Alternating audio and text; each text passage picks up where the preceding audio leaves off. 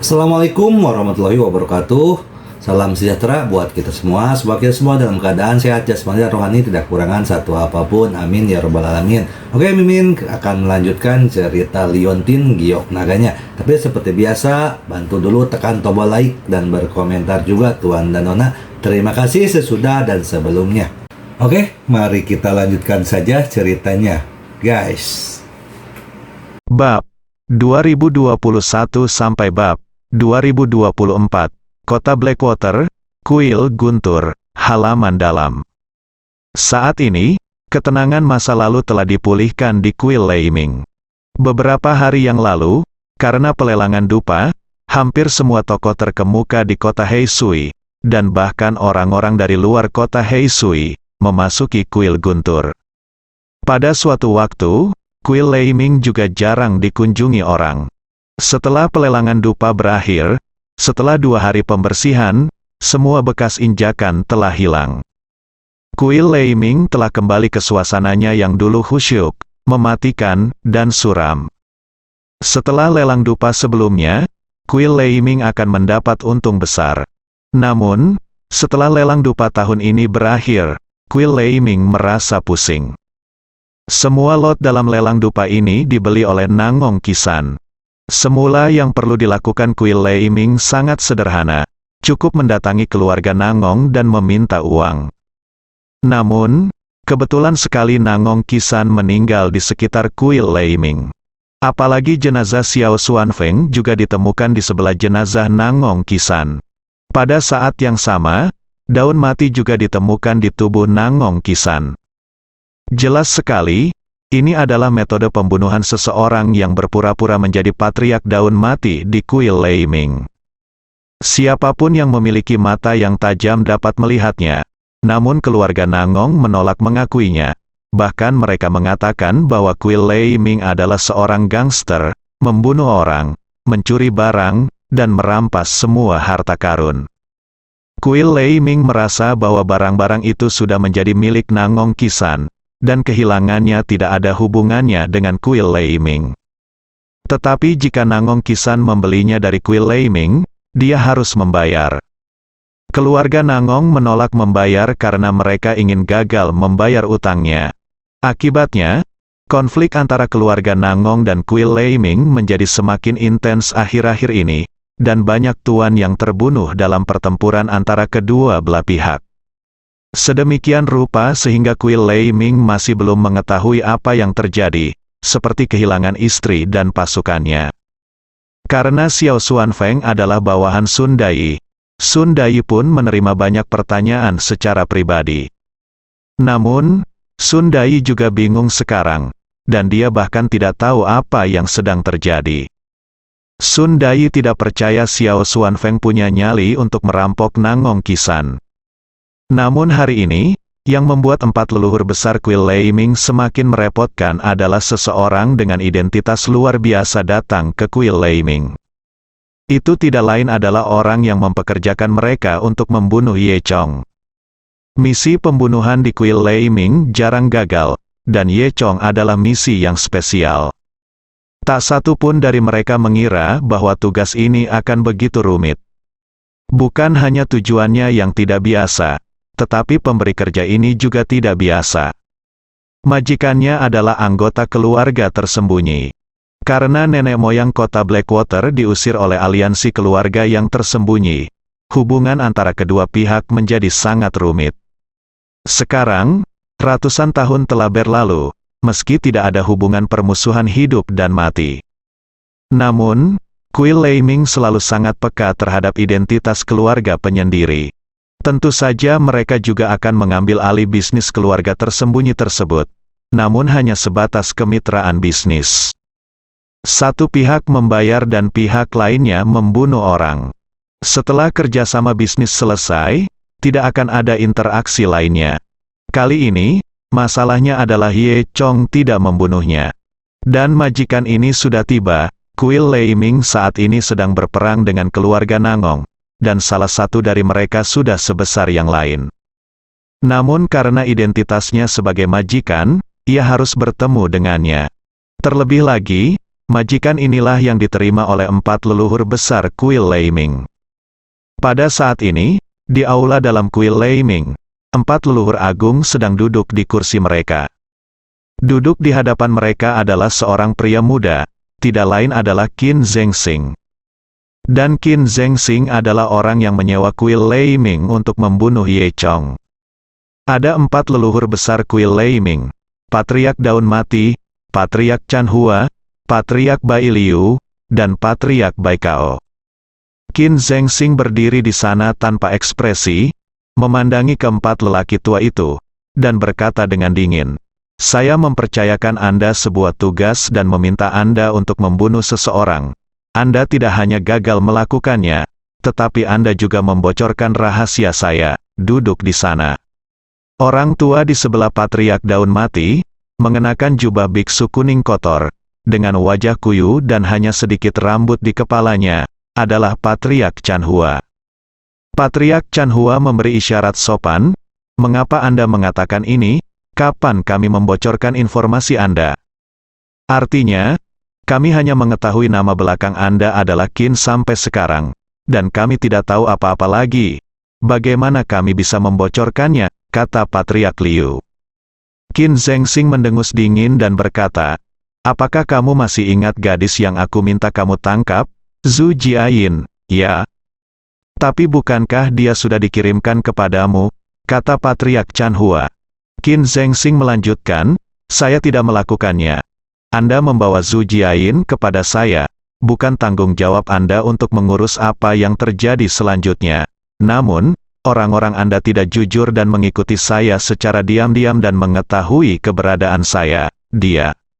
Melihat saya melemparkan Zhu Jiayin ke Gunung Liubo di Laut Cina Timur dan memberitahu Ye Chong tentang hal ini. Besok, Ye Chong akan pergi ke Gunung Liubo untuk menyelamatkan orang." Patriark Chan Hua berpura-pura terkejut dan berkata, "Oh, ada hal seperti itu." "Itu benar," Qin Zengxing berkata, "angin puyuh kecilmu yang melakukannya." Patriark Daun Mati berkata, "Angin puyuh kecil sudah mati. Apakah dia mati atau tidak, itu tidak ada hubungannya dengan saya. Saya hanya tahu bahwa kalian merusak urusan saya dan tidak dapat menyelesaikan tugas yang saya percayakan. Apakah ini yang mampu dilakukan oleh kuil Leiming?" Patriark Bai Liu, yang mengenakan jubah biksu berwarna hijau muda, berkata, "Tuan Qin, jangan khawatir, bahkan jika kita tidak membunuh Ye Chong dengan tanganmu sendiri, tapi hasilnya akan sama. Selama Ye Chong memasuki Gunung Liubo, dia akan tetap mati." Qin Zengxing berkata, "Tidak sesederhana itu. Saya meminta Anda sekarang untuk terus memburu Ye Chong dan pergi ke Gunung Liubo untuk memburunya." Siapa di kota Blackwater yang tidak tahu bahwa Gunung Liubo adalah tempat di mana Anda tidak akan pernah bisa kembali? Bahkan orang-orang dari kuil Leiming tidak akan memasuki Gunung Liubo. Patriark Chan Hua mendengus dan berkata, "Tuan Qin, jangan terlalu banyak menindas orang lain. Bukankah kami sudah memberitahumu bahwa selama Ye bergegas ke Gunung Liubo, dia akan mati dan tujuanmu akan tercapai?" Qin Zengxing He mendengus dingin dan berkata, "Saya juga mengatakan bahwa kami ingin Anda mengirim orang untuk memburunya di Gunung Liubo." Patriark Xuan Kao, yang selama ini diam, memiliki temperamen yang buruk. Dia membanting meja dan berkata dengan marah, "Qin, apakah kamu tidak mengerti apa yang kami katakan? Ini adalah kuil Leiming, dan Anda tidak diperbolehkan bertindak liar di sini." Qin Zengxing tidak marah, tetapi berkata dengan dingin, "Oke, saya ingin melihat betapa kuatnya kuil Leiming." Patriark Rumput Mati langsung berdiri. Untuk sesaat, suasana antara kedua belah pihak menjadi tegang. Kali ini, Patriark Daun Mati berkata, "Tunggu sebentar, mari kita bahas lebih lanjut. Apakah ada hal lain yang perlu didiskusikan? Kurasa aku akan menemuimu hari ini," kata Patriark Shui Chao. Patriark Kuye berkata, "Kami di kuil Leiming juga bertanggung jawab menyebabkan situasi hari ini. Jadi kami harus lebih bersabar. Ini semua karena tim tugas Sun Dai bajingan itu tidak bekerja dengan baik. Mengapa tidak? Kirim saja dia." Faktanya, Patriark Kuye hanya ingin mencari seseorang untuk disalahkan, sehingga dia dapat menyelesaikan masalah ini dengan cepat dan menghindari masalah lebih lanjut. Tentu saja ketiga leluhur lainnya juga memahami bahwa dalam keadaan normal, mereka akan menyetujui kepergian Sun Dai. Bagaimanapun, tidak masalah jika Sun Dai mati. Tapi sekarang, Kuil Lei Ming bertarung sengit dengan keluarga Nangong, dan kekuatan semua orang penting. Oleh karena itu, tiga leluhur lainnya tidak setuju dengan kepergian Sun Dai. Melihat tiga orang lainnya keberatan, Patriark Kuye tentu saja tidak bisa berkata apa-apa lagi. Saya akan mengatakannya lagi. Patriark Bai Liu berkata kepada Qin Zengxing, Anda boleh pergi, karena kami telah menerima pekerjaan Anda, kami secara alami akan membunuh targetnya. Jangan khawatir. Patriark Chanhua berkata, ya, jika Chong benar-benar keluar dari gunung, maka saya sendiri yang akan pergi dan membunuhnya. Tidak apa-apa. Kuil Lei Ming juga telah membuat konsesi, karena di Kuil Lei Ming, keempat leluhur agung sudah berada di level tertinggi dan mereka tidak akan bisa menjalankan tugas. Tugas di Kuil Lei Ming semuanya ditangani oleh tim aksi di bawah. Sun Dai adalah kapten tim aksi. Patriark Chanhua dapat mengatakan bahwa dia secara pribadi akan membunuh Ye Chong, yang jelas membuat Qin Zengxing terlihat hebat. Namun, Qin Zengxing tidak menghargai atau membelinya sama sekali. Dia berkata dengan dingin, saya akan mengatakannya lagi, kirim orang ke Gunung Liubo untuk memburu Ye Chong sekarang. Pendiri Chanhua sudah menunjukkan ekspresi galak, demi Anda menjadi majikan. Kami telah menoleransi Anda di segala cara yang mungkin. Jika Anda begitu lancang, jangan salahkan kami karena bersikap kasar. Itu benar, kami berempat sudah mendiskusikan hasilnya dan itu tidak dapat diubah. Anda dapat pergi, Patriark Bai Liu dikatakan. Qin Zengxing mencibir dan berkata, dibutuhkan 4 orang untuk memutuskan masalah sepele ini. Tampaknya IQ kalian berempat tidak cukup baik. Tidak sebaik 1 orang yang mengambil keputusan. Apa maksudmu? Tanya Patriark Chanhua. Qin Zengxing berkata, maksud saya adalah, setelah saya membunuh kalian bertiga, mungkin orang keempat akan mengetahuinya. Grandmaster Chanhua menamparkan meja, nada yang keras sekali, kalau begitu biarkan saya melihat seberapa mampu Anda. Qin Zengxing hanya mendengus dingin dan tidak berkata apa-apa. Detik berikutnya, meja kopi di depan Patriark Chanhua tiba-tiba meledak dengan keras. Serbuk gergaji yang meledak melesat ke arah Patriark Chanhua seperti peluru. Namun, Patriark Chanhua bukanlah orang biasa. Dengan lambaian tangannya, dia mengibaskan semua serbuk gergaji di depannya. Pada saat yang sama, Qin Zengxing bergerak dan bergegas menuju keempat leluhur. Kemudian, pertempuran terjadi di halaman dalam kuil guntur. Setelah setengah menit, pertempuran selesai. Hanya ada 2 orang yang tersisa di ruangan itu, Qin Zengxing dan Patriark Kuye. Patriark Kuye merosot ke tanah dan memandang Qin Zengxing dengan ngeri. Dia tidak pernah membayangkan bahwa kekuatan Qin Zengxing akan begitu menakutkan. Dalam beberapa putaran, 3 leluhur Kuil Lei Ming lainnya langsung dipukuli sampai mati oleh Qin Zengxing. Anda tahu, keempat leluhur agung ini semuanya adalah penguasa Tianji. Mungkinkah Qin Zengxing sudah menjadi dewa tanah? Apakah keluarga dunia tersembunyi mempunyai kekuatan seperti itu sekarang? Semakin banyak Patriark Daun Mati memikirkannya, dia menjadi semakin ngeri, dengan ekspresi tidak percaya di wajahnya. Qin Zengxing berkata dengan tenang, tidak apa-apa sekarang, hanya kamu yang tersisa, kamu dapat membuat keputusan dengan otoritas penuh. Apakah akan mengirim atau tidak? Beraninya Patriark Kuye berani mengatakan tidak sekarang. Dia dengan cepat berkata, oke, saya akan mengirim orang ke Gunung Liubo untuk memburu Ye Chong sekarang. Qin Zengxing mengangguk puas dan berkata, ini bagus. Lebih baik Anda membuat keputusan sendiri. Karena itu, Qin Zengxing mengeluarkan selembar kertas dan melemparkannya ke Patriark Kuye. Satu hal lagi, Sebelum Anda berangkat ke Gunung Liubo, pergilah ke alamat ini untuk menangkap seseorang dan bawa orang itu ke Gunung Liubo, kata Qin Zhengxing. Patriark Kuye bertanya dengan rasa ingin tahu, siapa ini? Anda akan tahu besok, kata Qin Zhengxing. Setelah mengatakan itu, Qin Zhengxing berbalik dan pergi.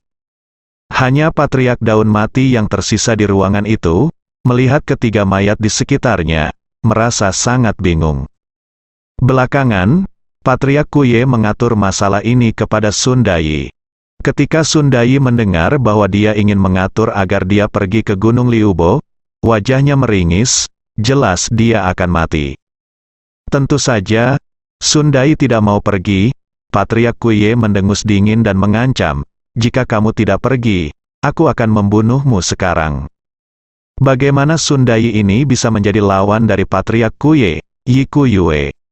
Dia benar-benar takut Patriark Kuye akan membunuhnya, jadi dia tidak punya pilihan selain setuju sambil meringis.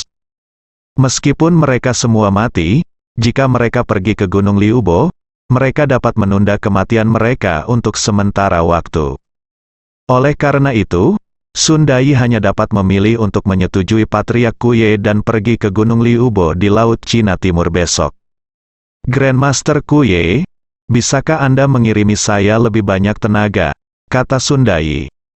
Tanpa diduga, Patriark Kuye menggelengkan kepalanya dan membiarkan Sun Dai bertindak sendiri. Bagaimanapun, masih ada perang dengan keluarga Nangong, dan tenaga kerja tidak mencukupi. Terlebih lagi, sekarang 3 dari 4 leluhur besar baru saja terbunuh. Patriark Kuye tidak berani berbicara. Bagaimana seseorang bisa dikirim ke Sun Dai? Sun Dai tersenyum pahit, bertanya-tanya bagaimana dia telah menyinggung Patriark Kuye. Patriark Kuye ingin dia mati. Namun, Sun Dai tidak punya pilihan, tentu saja dia tidak berani melanggar perintah Patriark Kuye. Pada akhirnya, saya tidak punya pilihan selain gigit jari dan setuju. Kemudian, Patriark Kuye memberikan alamat tersebut kepada Sun Dai dan menyuruhnya pergi ke alamat ini untuk menangkap seseorang sebelum pergi ke Gunung Liubo besok dan membawanya ke Gunung Liubo. Sun Dai bertanya kepada Patriark Kuye siapa dia, dan Patriark Kuye tentu saja tidak mengetahuinya. Patriark Kuye hanya mendengus dingin dan berkata, kamu akan tahu kapan kamu tiba besok. Sun Dai tampak tak berdaya. Keesokan harinya, Sun Dai datang ke sana sesuai alamat yang ada di catatan. Benar saja, ada seseorang yang menunggu di sana. Namun, Sun Dai tidak menyangka bahwa orang yang menunggu di sana tidak lain adalah Dugu Xiaojing. Meskipun hal ini membuat Sun Dai berpikir keras, dia tidak dapat membayangkan mengapa Dugu Xiaojing muncul di sini. Sekarang, seluruh kota Blackwater sudah mengetahui tentang keluarga Dugu. Dugu Yiking dan Dugu Patriark meninggal, dan Dugu Xiaojing mengambil alih sebagai kepala keluarga Dugu. Meskipun Sun Dai tidak tahu mengapa Dugu Xiaojing muncul di sini, bagaimanapun juga, misi Sun Dai hari ini adalah menangkap orang. Tidak peduli siapa itu, tangkap saja. Apalagi, meski Dugu Xiaojing adalah kepala keluarga, dia bukanlah lawan Sun Dai. Dalam 2 ronde, Dugu Xiaojing ditahan oleh Sun Dai. Faktanya, tuan dari keluarga Dugu, Dugu Yiking dan leluhur Dugu, ditambah Dugu Erbai dan Dugu Sanseng, semuanya telah meninggal. Saat ini keluarga Dugu lemah. Jika bukan karena keluarga Nangong dan Kuil Lei Ming saling bertarung, saya khawatir keluarga Dugu akan musnah oleh kedua kekuatan ini. Ternyata kemunculan Dugu Xiaojing di sini juga merupakan rencana Qin Zhengxing. Qin Zhengxing memalsukan surat dan mengundang Dugu Xiaojing datang ke sini atas nama Ye Chong. Dugu Xiaojing benar-benar mengira Ye Chong lah yang ingin menemuinya untuk sesuatu, jadi dia datang. Yang tidak saya duga adalah Sun Dai yang menunggu. Dugu Xiaojing tidak berhasil melawan dan bukan tandingan Sun Dai, jadi dia ditangkap oleh Sun Dai. Baru kemudian Dugu Xiaojing menyadari bahwa dia telah dibodohi. Dia mengerti bahwa masalah ini ada hubungannya dengan Ye Chong. Meskipun dia sangat tidak bahagia, dia tidak punya pilihan. Dia bukan tandingan Sun Dai, jadi dia hanya bisa dibawa pergi olehnya. Setelah Sun Dai menangkap Dugu Xiaojing, dia mengikuti pengaturan Patriark Kuye dan menuju ke pelabuhan. Tentu saja, ini sebenarnya semua pengaturan Qin Zhengxing. Pada saat yang sama, di sisi lain, Ye Chong tidak tahu tentang hal ini. Dia meninggalkan Villa Lin Sueyan pagi-pagi sekali. Di pelabuhan, Lin Sueyan telah mengatur perahu untuknya. Dan ketika Ye Chong tiba di pelabuhan dan baru saja menaiki kapal, Sun Dai dan Dugu Xiaojing muncul. Sun Dai memandang Ye Chong dari kejauhan dan tidak berani melangkah maju. Namun, dia harus mengagumi bahwa perkiraan Kuye Patriark sangat akurat sehingga dia bahkan dapat secara akurat menghitung waktu kapan Ye Chong akan naik ke kapal. Sun Dai merasa informasi ini tidak diperoleh oleh Patriark Kuye sendiri, tetapi diberikan kepada Patriark Kuye oleh orang lain. Tapi Sun Dai tidak bisa merasakan siapa yang memberikannya kepada Patriark Kuye. Sun Dai selalu merasa bahwa semuanya mengandung sedikit konspirasi. Setelah itu, perahu Ye Chong berlayar menjauh. Sun Dai kemudian meraih Dugu Xiaojing dan mendatangi perahu yang telah disiapkannya. Untuk mencegah Dugu Xiaojing berteriak dan menjerit, dia juga menyentuh titik bisu Dugu Xiaojing. Karena tidak ada yang mau mengikuti Sun Dai harus mengarungi perahunya sendiri. Semakin dia memikirkannya, dia menjadi semakin sengsara, tetapi tidak ada yang bisa dia lakukan. Perahu Sun Dai mengikuti perahu Ye Chong dan menuju ke timur. Ye Chong sedang duduk di kabin, minum teh sambil melihat pemandangan laut sekitarnya, merasa sangat nyaman. Laut sangat berangin, angin menderu-deru, dan ombak menerpa kapal hingga membuatnya bergoyang. Jika Anda bukan orang yang sering naik perahu, Anda mungkin akan pingsan setelah beberapa saat. Kapten kapal ini bernama Bos Chen, tapi usianya belum terlalu tua, dia adalah kapten muda. Dia biasanya suka memakai topi bajak laut dan menutup salah satu matanya dengan penutup mata. Namun sebenarnya kedua matanya bagus. Dia bilang itu terdengar seperti bajak laut. Bos Chen juga teman baik Lin Sueyan, dan bertanggung jawab mengirim Ye Chong ke tepi Gunung Liubo. Tahukah Anda, meskipun Anda tidak memasuki Gunung Liubo, ini sudah merupakan hal yang sangat berbahaya. Jika tidak, Sun Dai tidak akan bisa menemukan seseorang untuk mengemudikan perahunya. Saat Ye Chong sedang minum teh di dalam, tiba-tiba Bos Chen masuk. Dia berkata kepada Ye Chong, "Tuan Ye, saya perhatikan sepertinya ada kapal yang mengikuti kita dari belakang." Bos Chen ini juga seorang master dan memiliki pengalaman yang kaya di laut, jadi dia dengan cepat menemukan kapal Sun Dai. Ye Chong menyesap tehnya dan berkata, "Aku sudah tahu, jangan khawatir." Ternyata Ye Chong sudah lama melihatnya, tapi dia tidak mengatakan apa-apa. Sun Dai yang mengemudikan perahu di belakang berpikir bahwa keahliannya sangat bagus dan dia belum ketahuan. Ye Chong tahu bahwa orang di belakangnya mengikutinya, jadi dia tetap tenang, hanya untuk melihat apa tujuan orang lain. Dengan cara ini, kedua perahu berlayar ke arah timur selama 1 jam lagi, satu di belakang yang lain. Saat ini, air menjadi lebih deras.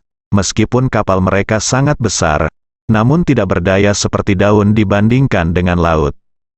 Pada saat ini, Bos Chen berlari masuk lagi dan memberitahu Ye Chong, "Tuan Ye, kita hampir sampai, lihat."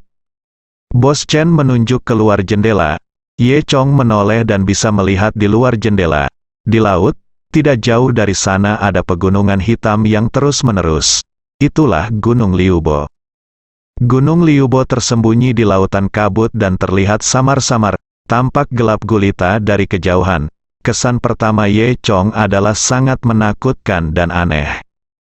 Ye Chong linglung ketika dia tiba-tiba mendengar suara dong, dan lambung kapal bergetar hebat.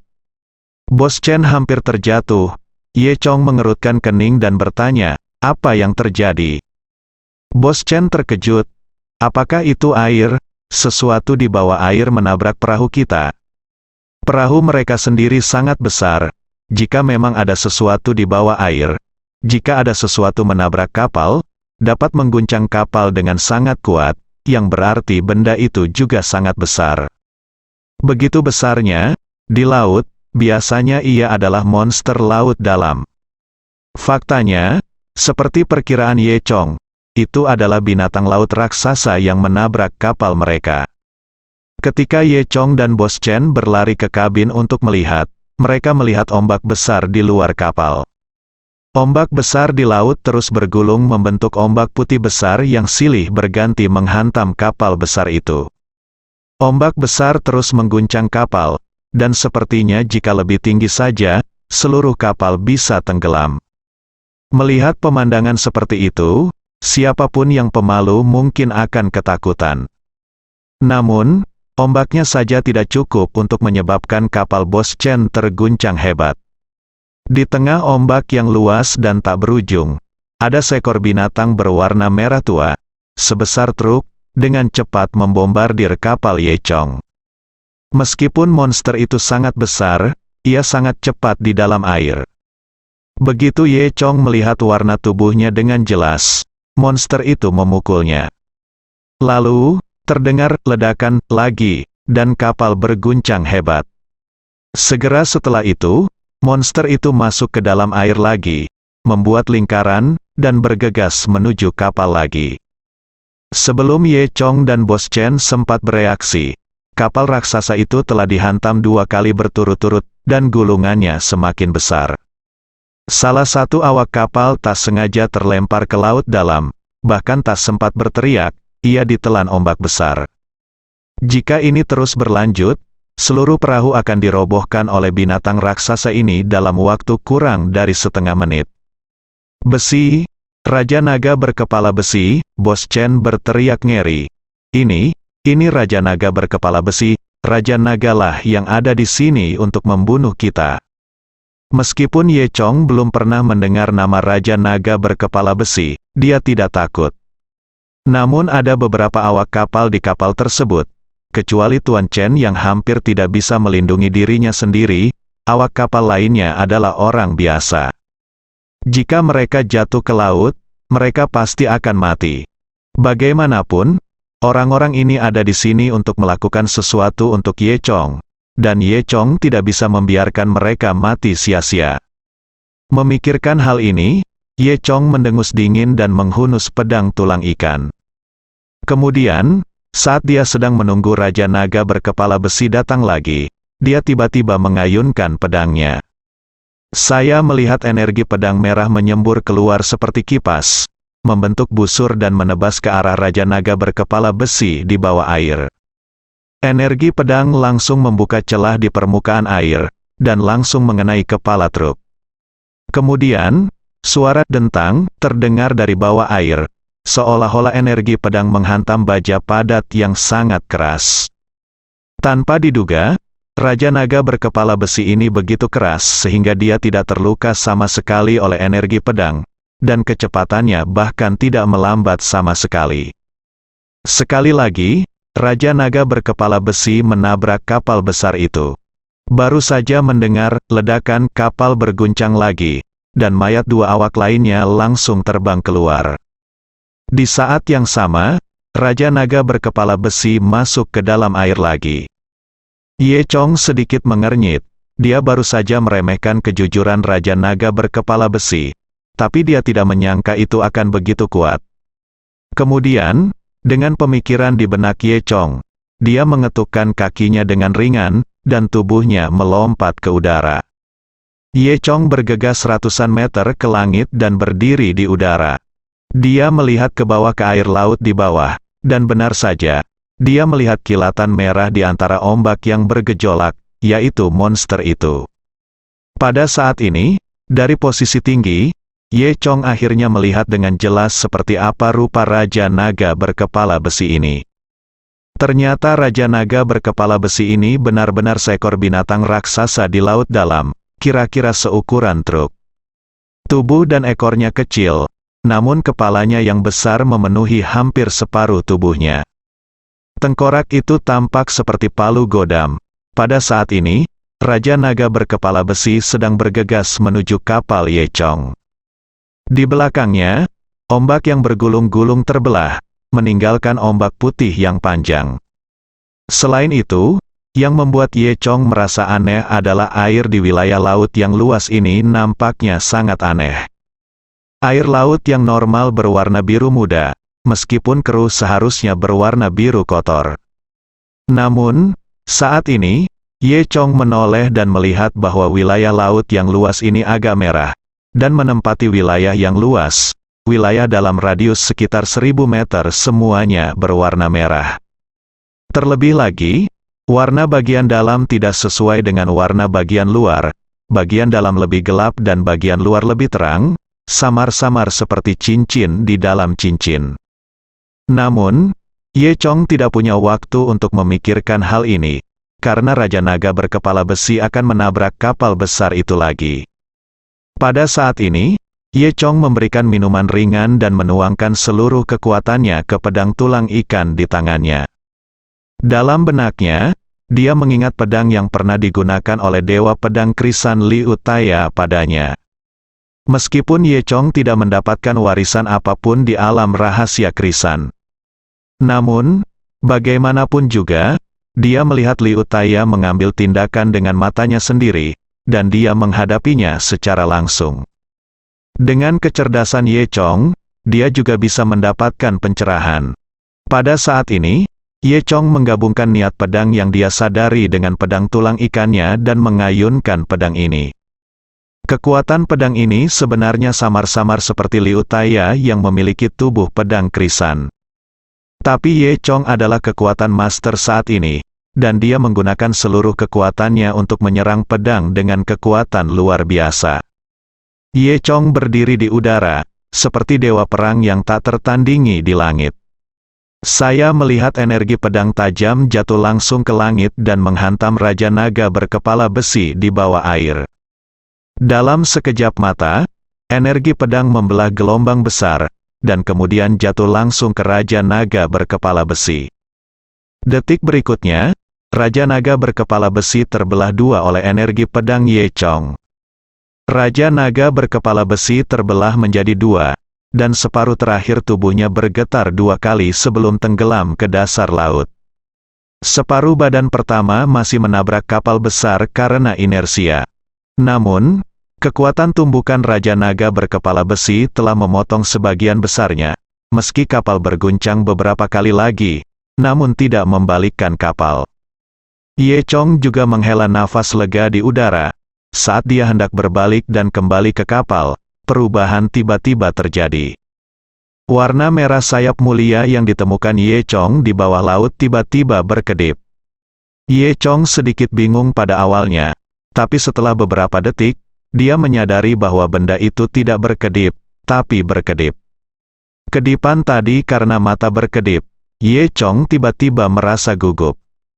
Jika ini benar-benar sebuah mata, maka diameter mata ini setidaknya 1000 meter. Dibandingkan dengan mata ini, kapal besar Ye Chong bahkan tidak merusak pemandangan. Jika sebuah mata begitu besar, lalu seberapa besarkah pemilik mata tersebut? Saya khawatir hanya tempat seperti laut dalam yang bisa melahirkan raksasa menakutkan seperti itu. Jika Anda termasuk orang yang fobia terhadap benda-benda raksasa, mungkin Anda akan ketakutan setengah mati saat ini. Ye Chong bahkan tidak bisa membayangkannya, dan setelah Raja Naga berkepala besi meninggal, mata itu juga berubah. Saya melihat warna merah semakin gelap. Terlihat jelas bahwa mata besar ini perlahan tenggelam ke dasar laut. Detik berikutnya, gelombang besar melonjak ke langit. Seolah-olah sebuah gunung tumbuh dari air, saya melihat kepala besar berwarna merah keluar dari air, dan air laut yang dikeluarkannya membentuk air terjun, memberikan perasaan mengalir ke bawah 3000 kaki. Dan ini hanyalah ujung kepalanya. Segera, makhluk di laut itu menjulurkan separuh kepalanya. Dan setengah kepalanya langsung menempati wilayah laut dalam radius ribuan mil. Baru pada saat itulah Ye Chong melihat dengan jelas bahwa itu ternyata adalah Raja Naga berkepala besi yang besar atau ekstra besar. Dengan kata lain, ini adalah Raja Naga berkepala besi yang asli. Dibandingkan dengan yang ini, nyamuk sebelumnya yang seukuran truk hanya bisa dianggap sebagai nyamuk berkepala besi. Hal ini mengingatkan Ye Chong pada cerita tentang Kun di dinasti Ming Utara. Raja Naga berkepala besi ini 2 kali lebih besar dari Kun yang membumbung di 9 langit. Saya khawatir selain langit, hanya laut dalam yang luas yang dapat membangkitkan monster seperti itu. Ye Chong melihat pemandangan yang begitu megah dan imajinasinya menjadi liar. Di saat yang sama, seluruh permukaan laut mulai mendidih, seperti sepanci air mendidih. Dan kepala besar itu terangkat ke udara, membalikkan air laut. Tentu saja, sebuah kapal besar di laut tidak bisa selamat. Kapal besar itu sudah lama terbalik, dan sekarang hilang. Ye Chong ingin menyelamatkan orang, tapi sekarang dia tidak dapat melakukannya. Raja Naga berkepala besi ini terlalu besar. Saya khawatir bahkan jika Dewa Pedang Krisan Liu Taya datang sendiri dan menembakkan ribuan krisan di alam rahasia krisannya ke Raja Naga berkepala besi, itu tidak akan membantu. Bersambung.